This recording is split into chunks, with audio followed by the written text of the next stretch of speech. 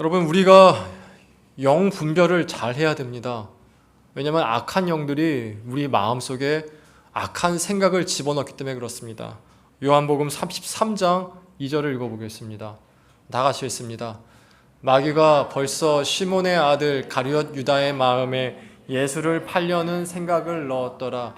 마귀는요, 우리 영에서 보는 것처럼 눈 희벅덕 뒤집어지는 게 하는 것도 종종 있을 때가 있습니다. 본 적도 있고. 하지만 가장 많이 하는 게 우리 마음에 악한 생각을 집어넣는 것입니다. 그래서 여러분, 막 내 머릿속을 맴도는 생각들이 있을 거예요. 근데 그게 성경과 부딪히고 하나님 뜻이 아닐 줄은 알면도 불구하고 해서 부딪히는 것들이 있을 겁니다. 그럼 그게 마귀의 역사라는 걸 우리가 알아야 돼요. 영 분별이 필요하다는 것이죠. 요한일서 4장 1절 읽습니다. 다 같이 읽습니다. 사랑하는 자들아, 영을 다 믿지 말고 오직 영들이 하나님께 속하였나 분별하라. 많은 거짓 선지자들이 세상에 나왔음이라. 그래서 영을 분별하라고 얘기했어요. 생각도 분별해야 됩니다. 이게 하나님이 주신 생각인지 악한 영이 주신 생각인지 아니면 내가 만들어낸 생각인지 분별해야 된다는 것이에요. 여러분, 악한 영은요, 사람을 통해 역사합니다. 여기 보면 많은 거짓 선지자가 나오죠. 거짓 선지자를 통해 악한 영은 역사한다는 것이죠. 제가 러시아에 있을 때 일입니다. 그 당시에 25살이었는데 저보다 3, 4살 어린 친구가 하나 있었어요. 고려인이었고 21~22살이었습니다. 여러분, 까짜라는 친구입니다. 이 친구가 어떤 남자와 교제를 시작하였습니다. 우연히 봤는데 나이가 많아 보여가지고 왜 저 남자랑 사귀냐 물어봤는데 저 사람 몇 살인가 40살쯤 됐대요. 40살쯤. 뭐 그럴 수 있죠. 21살, 40살 만날 수 있다고 생각합니다. 근데 더 문제는 뭐였냐면 그 남자는 이미 이혼한 남자였었어요. 그래가지고 이걸 알고 난 다음에 까짜야. 얘도 선교사 지망생이었거든요. 까짜야, 저 남자는 아닌 것 같다라는 얘기를 한번 슬쩍 던 적이 있었습니다. 왜 저 남자랑 만나게 됐니 물어보니까 자기가 결혼을 두고 기도하는데 이 사람이 다가오더라는 거예요. 그래가지고 저는 자기는 하나님 뜻이라 생각하고 만났다고 하는 것이죠. 얼마나 기도했냐 물어보니까 자기가 40일 두고 저녁마다 금식하며 기도하고 있었는데 기도한 지 일주일 만에 이 남자가 왔다는 것이죠. 그래서 저희는 하나님 뜻으로 알고 있다고. 근데 내가 보기에는 아닌 것 같다고.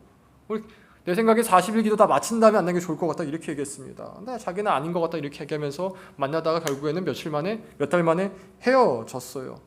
여러분, 우리가 기도할 때 하나님만 우리 역사하는 게 아님을 알아야 됩니다. 마귀도 같이 역사해요. 마귀도 항상 같이 역사해요. 주님의 일이 있는 곳에는 마귀도 항상 같이 역사해요. 우리에게 뭔가 달콤한 말을 하거나 반대로 낙담되는 말을 해가지고요, 기도에 집중하지 못하게 만든 게 항상 마귀의 역사입니다. 그래서 영 분별이 필요하다는 거예요. 내가 왜 이 생각을 하고 있지? 왜 일이 나에게 일어났지? 했을 땐 항상 주님께 물어봐야 돼요. 이게 주님 기회인 것입니까? 아니면 저를 막으시는 것입니까? 아니면 기회도 막으시는 것도 아니라 마귀의 역사입니까? 물어봐야 돼요. 몇 번 얘기했죠. 슬픔도 즐거워요. 그러니까 슬픔에 파묻히고 싶을 때가 있어요. 괜히 우울한 노래 듣고 더 우울해지고 싶고, 내가 세상에 제일 불쌍한 것처럼 여기 있는 자기 연민을 즐길 때가 있어요. 그거는 정신의학과 얘기할 때는 뭐 자연스러운 반응이다 얘기하지만 거기에만 사로잡혀 있다면요, 마귀의 역사임을 우리가 알아야 돼요. 4장 1절 보면 이렇게 돼 있죠. 많은 거짓 선지자가 세상에 나왔습니다. 영들이 역사할 때 사람을 통해 역사하심을 알아야 됩니다. 이만이나 정명석이나 문선명 같은 사람들만 거짓 선지자가 아니라 그냥 내 주위에서 사람들이 덜컥덜컥 한마디 던지는데 그 한마디에 마귀가 있어가지고 그 마귀가 머리에 맴돌게 한다니까요. 그거 아셔야 됩니다. 제가 신학교 다닐 때 일이에요. 제가 리버티라는 학교를 나왔는데 이 학교가 한 학기 등록금이 300~3,000달러였습니다. 그러니까 한국 돈 330만 원쯤 되죠. 싼 학교였어요. 보스턴에 있던 웨스트민스터는 한 학기 2만 달러였거든요. 2천만 원 정도. 갈 수가 없었어가지고 그래서 있었는데 리버티 들어간 지 얼마 안 돼가지고 묘한 소문이 들었습니다. 사우스 웨스턴인가 사우스 이스턴인가 하여튼 그 남침례교에서 더 크고 좋은 신학교가 있었는데 올 그 해부터 한국이 신학생 유치하기 위해서 학비를 반값으로 잘라준다는 거예요. 그래서 알아봤죠. 보니까 정말 학교 전화해보고 홈페이지도 가보고 하고 정말 학비가 거긴 1,500불, 1,600불 이 정도였었어요. 그리고 더 좋은 게 뭐냐면은 그 사우스 이스턴과 사우스 웨스턴을 나오면은 한국에 와서도 목사 한 수가 인정이 될 수 있다는 것이었죠. 그래서 거기 더 학교도 크고 훌륭한 교수님도 계시고 물가도 쌌습니다. 그래서 저기로 옮길까 생각이 들었어요. 옮겨야 되나. 그때 이제 기도하는데 하나님이 기도하가 떠올린 게 뭐냐면 내가 리버티라는 신학교를 가기 위해서 얼마나 기도했고 그 기도 가운데 내가 왜 이 학교를 선택하였는가라고 하는 그 과정들이 떠올랐습니다. 과정들이 떠오르면서 내가 주께 이 학교에 합격했을 때 또 장학금 받게 됐을 때 얼마나 감사했는지도 떠올랐어요. 그래서 내 안에 그런 확신이 있었거든요. 여기 내 학교 보내신 학교였구나. 근데 고작 학비 싸다는 거 하나 때문에 내가 학교를 옮기려고 하네. 그럼 내가 기도한 건 다 뭐가 되는 거지? 이런 생각이 들었습니다. 그래서 안 옮겼습니다. 안 옮겼을 때 그냥 그 학교에 머물렀던 것이죠. 여러분, 더 싸고 더 좋은 학교가 있으면 세상에서는 옮기는 게 현명한 거죠. 같은 공부를 할 수 있고 같은 시간을 보낼 수 있는데 더 싸고 더 좋은 학교에서 옮기는 게 효율적이지 않습니까? 그러나 하나님 나라에서는 아닙니다. 하나님은 늘 중심을 보신다는 거예요. 기도로 하나님과 충분한 시간을 보내고 내린 선택과 결론이 있다면요, 그것을 미혹하는, 그것을 방해하는 그 어떤 것이 있다 할지라도 미혹당하지 마세요. 거기에 충성하세요. 그게 하나님 보시기에 선한 일이기 때문에 그래요. 여러분, 악한 영들은 사람들의 말을 통해 역사합니다. 더 정확히는 주위 사람들의 말과 행동들을 통해 나를 흔들려고 그래요. 나를 비교해 보려고 그래요. 내가 걷고 있는 이 길이 저 사람 말 들어보니까 보잘것없어 보이는 거예요. 내가 지금 하고 있는 이 일이 저 사람의 결과를 보니까 뭔가 되게 초라해 보이고 낙담되는 것이죠. 돈이면 돈, 난 왜 돈을 이렇게 못 벌까? 인정이면 인정, 유명세면 유명세, 이런 것들로 나온다라는 겁니다. 제가 한동안 그 유튜브를 좀 한 적이 있었죠. 책 좀 읽자, 시편 읽기 한 적이 있지 않습니까? 조회수 많이 나오면 하루에 5회, 적게 나오면 2회 이랬었거든요. 저는 그래도 시편 쭉 했었습니다. 힘들기 전까지. 근데 그때 살짝 멈추고 나서 그 어간에 뭐가 있었냐면요, 조민이라는 사람이 나왔어요. 조민 아십니까? 그 사람이 유튜브를 2시간 하고 번 돈이 970만 원이라고 뉴스에 딱 나온 거예요. 순간 내가 되게 뭐지? 이런 생각이 들더라고요. 또 인스타 보니까 막 개그맨들이 나와서 나처럼 주식하면 100만 원 가지고 1억 법니다. 딱딱 나오는 거예요. 그럼 볼 때마다 비교되지 않습니까? 나도 이렇게 해야 되나? 나도 목회 그만두고 유튜브 해야 되는 건가? 경영에 대한 책을 읽어야 될까? 별의별 생각이 다 들고 내가 지금 걷고 있는 이 길이 하찮게 보이죠. 내가 지금 걷고 있는 이 삶이 하찮아 보이죠. 여러분, 이게 거짓 선지자들이, 거짓 영이 역사하는 내 메시지인 거예요. 여러분, 거짓 선지자들이 하는 메시지를 한마디로 하면 이겁니다. 다음 슬라이드요. 하나님이 너의 인생을 만드는 게 아니야. 네 인생은 네가 만드는 거야. 여러분, 이게 마귀의 메시지인 줄 여러분 아셔야 됩니다. 너도 저렇게 부자가 될 수 있어. 너도 저렇게 유명해질 수 있어. 너도 저렇게 저 사람처럼 될 수 있어. 지금 그거 하는 거 멈추고 저기에 집중해. 네 인생은 네가 만드는 거야.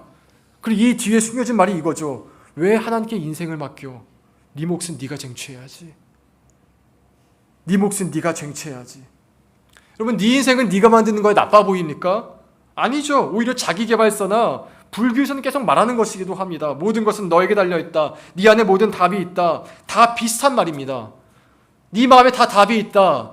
네 인생은 네가 만드는 거다. 근데 여러분, 여기에 꼭 던져야 될 질문이 하나가 뭐냐면요, 내가 만든 그 인생이 하나님께 가치가 있을까요?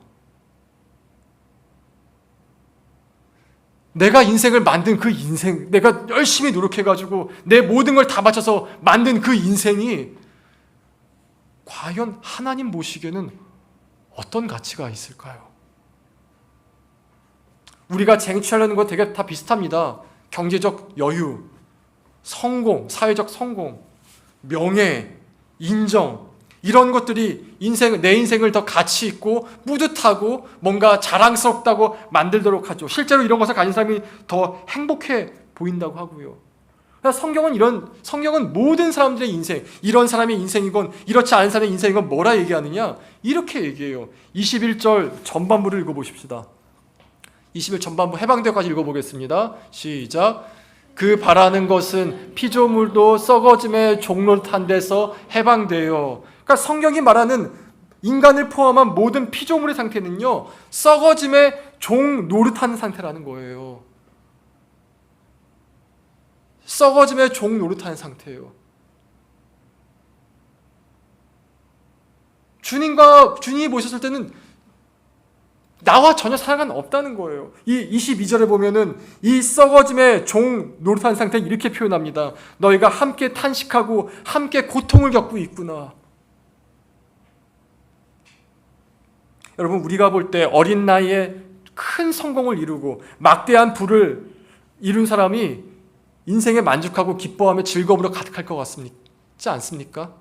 지난주 보니까 아이유가 앨범을 냈더라고요. 러브 윈스 어린가요? 러브 윈스인가요? 뭐 맞습니까? 근데 그 앨범이 보니까 몇 시간 만에 몇 천만 뷰가 나왔어요. 3천만 뷰, 4천만 뷰가. 여러분, 근데 그것을 우리가 볼 때는 와, 멋있다 그러잖아요. 아이유가 그것을 보고 가치를 느낄까요? 우리는 뭔가 멋있어 보일 수 있어요. 근데 아이유는 그것을 보고 만족할까요? 다음 슬라이드요. 저 사람의 이름은 마이클 잭슨입니다. 저 사람이 58년생이에요. 저희 어머니랑 동갑입니다. 저 사람이 몇 살에 데뷔한 줄 아세요? 6살에 데뷔했어요. 잭슨 5의 보컬로. 그때 빌보드 1위를 찍습니다. 6살에 빌보드 1위를 찍어요. 그리고 이 사람이 2009년에 죽었는데 그때까지 단 한 번도 유명세를 잃은 적이 없어요. 마이클 잭슨이 살아있을 동안에 늘 트렌드를 선도했어요. 근데 저 사람이 왜 죽었는지 아십니까? 프로포폴 과다복용으로 죽었죠.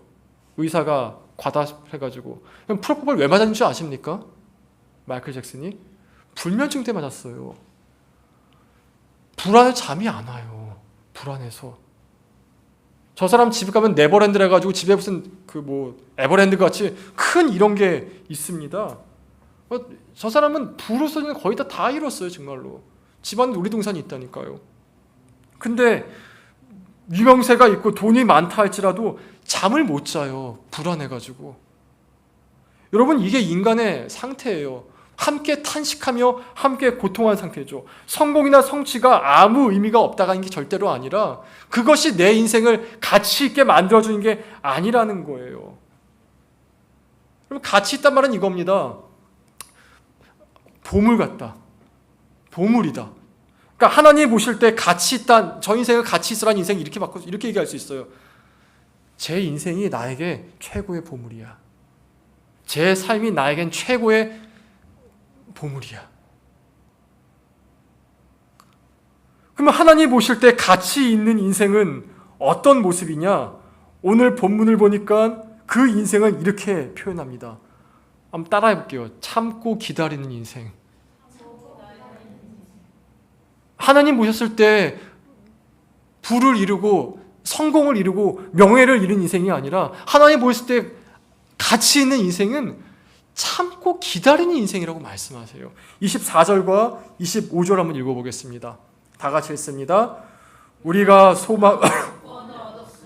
보이는 소망이 아니니 보는 것을 누가 바라리요. 만일 우리가 보지 못하는 것을 바라면 참음으로 기다릴지니라. 하나님께서 권면하신 거예요. 참음으로 기다리라고. 왜 그렇습니까? 그게 너에게 가치 있는 인생을 지금 만드는 과정이라는 것이죠.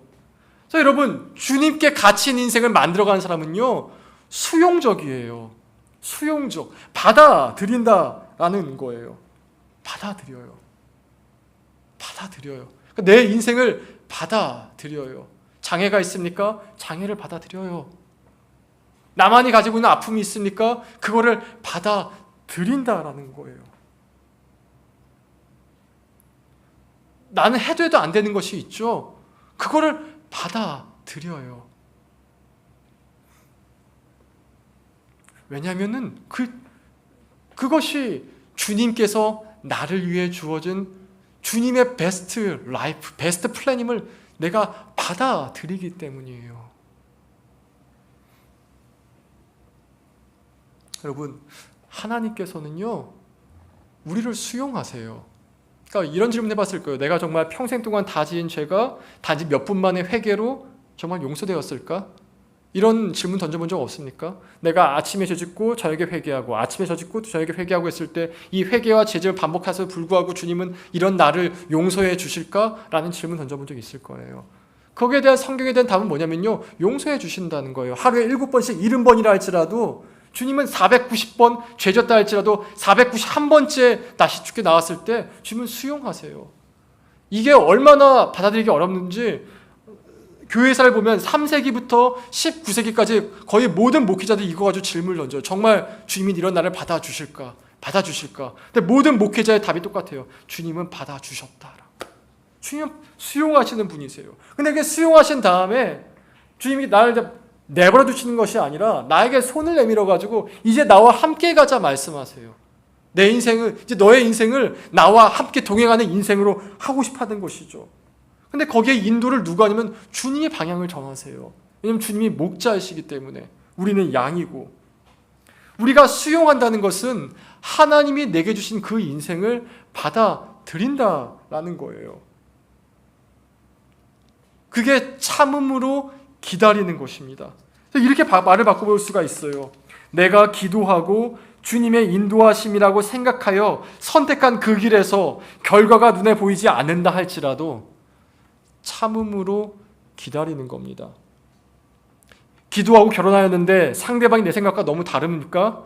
참음으로 기다리십시오. 기도하고 주님의 인도하심으로 그 직장에 들어갔는데 말도 안 되는 일이 자꾸 생깁니까? 참음으로 기다리십시오. 신앙생활, 인간관계, 가족문제 모두 기도하고 있는데 자꾸 뭔가 무너지고 있고 자꾸 어려움을 가고 있습니까? 참음으로 기다리십시오. 왜냐하면은 내가 하지 않을 그때에 하나님이 뭔가 나에게 만들고 계세요. 만들고 계세요. 참음으로 기다리는 그 시간은 주님이 나를 빚고 계시는 시간이에요. 우리가 참고 기다릴 때 주님이 뭐 하시냐면요, 나의 마음을 예수님의 마음으로 만들어 가세요. 29절 한번 읽어보겠습니다. 29절 미리 정하셨으니까 좀 읽어보겠습니다. 시작. 하나님이 미리 아신 자들을 또한 그 아들의 형상을 본받게 하기 위하여 미리 정하셨으니, 우리가 참고 기다릴 때 하나님이 내 안에서 내 마음과 내 심령을 예수님의 형상으로 지금 빚어가고 계세요. 빚어가고 계세요. 그것이 직장생활이건 가정생활이건 인간관계건 그 모든 시간을 통해 빚어가고 계세요. 엊그제 아내랑 밥 먹으면서 이런 얘기를 했어요. 배우자에게 하나님이 나를 빚으시는 제일 큰 도구가 배우자인 것 같다고. 우린 배우자를 통해 하나님이 나의 마음을 예수님 마음으로 빚어가신다고. 왜냐하면 제일 많이 싸우거든요. 싸운다 할지라도, 화가 난다 할지라도 그 시간들이요, 멍청하고 무의미한 시간이 아니에요. 이렇게 싸울 거 왜 결혼했어? 아니에요. 이렇게 싸울 걸 알고 주님이 만나게 하신 거예요. 그래서 그 사람을 마지막 날에 그 아들의 형상으로 만들기 위해서요. 그 아들의 형상을 만든 모습을 30절에 이렇게 표현해요. 의롭다, 영화롭다. 의롭다, 영화롭다. 다른 말로는 뭐죠? 넌 나에게 최고다. 너의 모습이 나에게 마스터피스다. 지금 그거를 만들고 계신 거예요. 여러분, 우리가 천국 갈 때 내가 이룬 성취와 성공과 가져가지 않아요. 하지만 가져가는 게 있어요. 이 땅에서 가져가는 것. 그게 뭐냐면 내 성품이에요. 우린 천국 갈 때 내 성품으로 올라가요. 그래서 주님이 뭘 만드세요? 내 성품을 지금 만들고 계세요. 예수님의 성품으로. 이 성품을 만드는 시간이 내가 참고 기다리는 시간이 있어야 만들어져요. 내가 주도권을 갖고 할 것도 있겠죠. 내가 주도권을 갖고 내가 막 으쌰으쌰 할 것도 있겠죠. 하지만 주님께서 나에게 주신 그것들을 감당할 수 없을 그때는 수용하고 가만히 있어야 돼요. 지금 주께서 내 마음을, 내 형상을, 내 영혼을 예수 그리스도께 빚고 계시는구나라고 말이죠. 이게 안 되면요, 계속 복음과 부딪혀요. 난 더 이루고 싶은데, 난 더 성취하고 싶은데, 난 더 크게 되고 싶은데. 근데 왜 나는 주님이 이렇게 보잘것없게 놔두시는 거지? 성경에 보면 야곱이라는 사람이 있습니다. 야곱 발 뒤꿈치라는 뜻이죠. 이 사람은요 정말 그 주도적인 사람이었어요. 그러니까 자신의 원하는 것은 내가 다 이뤄야만 돼. 보면 어렸을 때 태어날 때부터 발 뒤꿈치를 잡고 태어나지 않습니까? 형의 발 뒤꿈치 무슨 뜻입니까? 네가 왜 형이야? 내가 형이 돼야 되는데. 그거 아닙니까? 내가 형 될 거야. 나와 이렇게. 그러니까 야곱은요 인생을 보면은 다 자기 주도권을 갖고 막 힘들게 해요. 내가 동생인데 장자가 되고 싶으면 어떡하죠? 팥죽을 만들어가지고 형을 팔아서 몰래 이렇게 싸바싸바 갖고 오죠. 또 아버지의 축복을 형이 받아야 되는데 내가 받고 싶으니까 어떻게 합니까? 거짓말을 하고 속임수를 써서라도 아버지의 축복을 받죠. 또 부자가 되고 싶어가지고 라반에게 가서 어떻게든 부자가 되죠. 그게 야곱의 인생이었어요. 근데 그런 야곱의 인생의 중반에 주님을 만납니다. 그럼 어떻게 되죠? 야곱의 인생 주님을 만났을 때는요 하나씩 야곱이 할 수 없는 것들이 나와요. 가장 먼저는 야곱이 사랑하는 아내인 라헬이 죽죠. 죽으면 사람이 어떻게 할 수 있습니까? 죽어요. 근데 하나님이 데려가세요 갑자기. 그 다음에 어떻게 됩니까? 자신이 너무나 사랑한 그 아들 라헬이 낳았던 유일한 그 당시의 아들인 요셉마저 잃어버리게 되죠. 여러분 자녀를 잃어버리면 그 마음이 어떨 것 같아요? 아들이 12명이니까 한 명 잃어버려 상관없지 이럴 것 같습니까? 아니에요. 몇 번 말씀드렸을 거예요. 한 목사, 유기성 목사님 설교에 나온 얘기 중에 하나인데 한 할머니가 목사님께 내 죄를 용서해달라고 이렇게 얘기했대요. 왜 그러고 보니까 자기가 젊었을 적에 아기를 낳는데 뭐 두 쌍둥이가 세 쌍둥이 낳았답니다. 근데 젖이 안 나오니까 어쩔 수 없이 2명을 죽였대요. 젖을 안 먹여가지고. 한 명만 살렸다는 것이죠. 근데 그게 너무 가슴이 아프다는 거예요. 아직도. 야곱의 마음이 그랬을 거예요. 12명 아들, 그 12명 아들이 나중에 창세기 38장 이해 가면 이렇게 얘기해요. 야곱을 보고 아버지라 불린 게 아니라 당신이라 불러요. 그리고 베냐민 찾으러 올 때 내 형제를 찾아오겠습니다가 아니라 당신의 아들이 잡혀갔으니 당신이 찾아오십시오. 야곱하고요 그 나머지 10아들하고 사이가 정말 안 좋았어요. 야곱의 인생이 마지막 갈수록 다 자기 힘으로 어떻게 할 수 없는 것들이 나와요. 아내가 죽죠. 요셉이 사라지죠. 나머지 10아들은 아버지를 향해 아버지라 부르는 게 아니라 당신이라 부르죠. 나이는 늙어가고 있죠. 그때 야곱이 어떻게 변하느냐? 수용적으로 변해가요. 하나님 이것까지 제가 받아들입니다. 주님 제가 받아들입니다.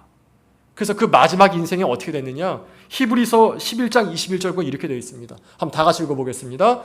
믿음으로 야곱은 죽을 때 요셉의 각 아들에게 축복하고 그 지팡이 머리에 의지하여 경배하였으며 마지막에 어떻게 됐어요? 축복하는 자가 돼요.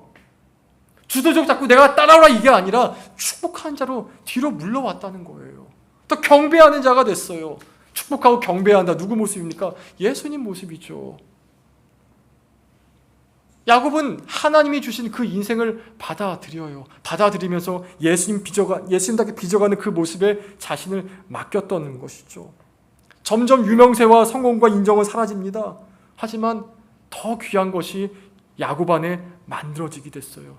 예수님 닮은 형상. 여러분 말씀을 맺습니다. 다시 말하지만 천국 갈 때 우리는 성공과 성취 아무것도 못 가져 들어가요. 근데 우리 성품은 가지고 들어가게 하나님이 허락하셨어요. 왜 성품을 가지고 천국에 들어갈까요? 그것이 정말 중요하기 때문이에요. 그래서 주님은 우리의 성품을 빚어가세요. 지금 나를 힘들게 하는 사람이 있습니까?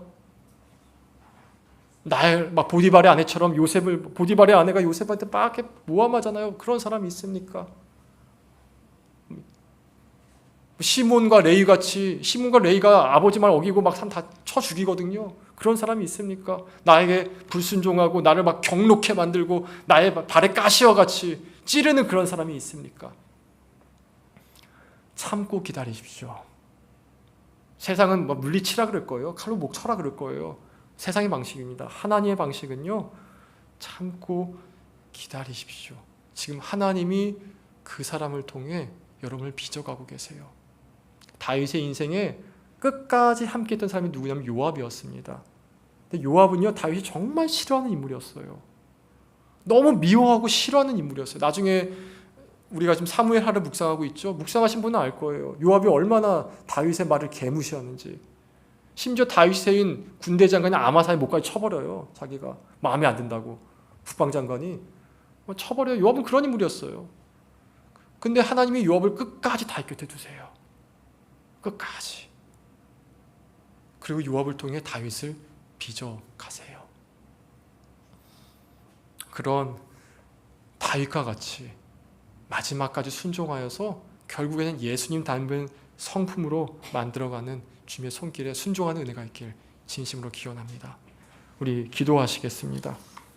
우리 찬양하고